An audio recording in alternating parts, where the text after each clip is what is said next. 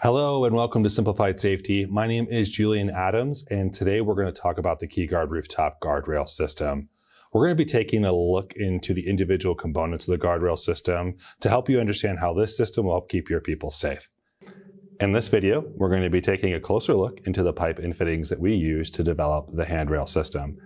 These are also used to develop the post and the counterbalance systems, but we'll talk about that in another video. The pipe that we use is Gator Tubing, size 8, which is basically a 2-inch outer diameter. It's also going to be hot dip galvanized on the outside and the inside to give you much greater longevity on your roof. We also add an anti-corrosive coating to the outside of the pipe just to give it a little bit extra strength. You've got the galvanization no matter what, but you can also powder coat it or paint it if you want a different color. The pipe itself can be cut to whatever length that you need. It's really simple. Just use a Sawzall or a pipe cutter of some sort. Cut the pipe down, you put it in its fitting, you tighten that set screw down, and there you go. Makes it really simple for install, makes it really simple for overcoming any of those on-site hiccups that you find that inevitably happen during a project. So speaking of the fittings, these fittings are very easy to install. You, again, just put the pipe in. You use an Allen key with a torque wrench to tighten that set screw down to 29 foot-pounds. And there you go. It's as simple as that.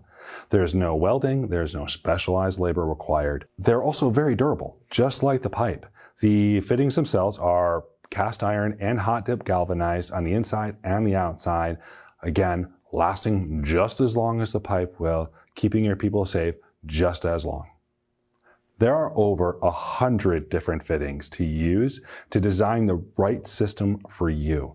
So no matter what the obstacles are or the scenario on your roof, we'll find the right fitting to do that.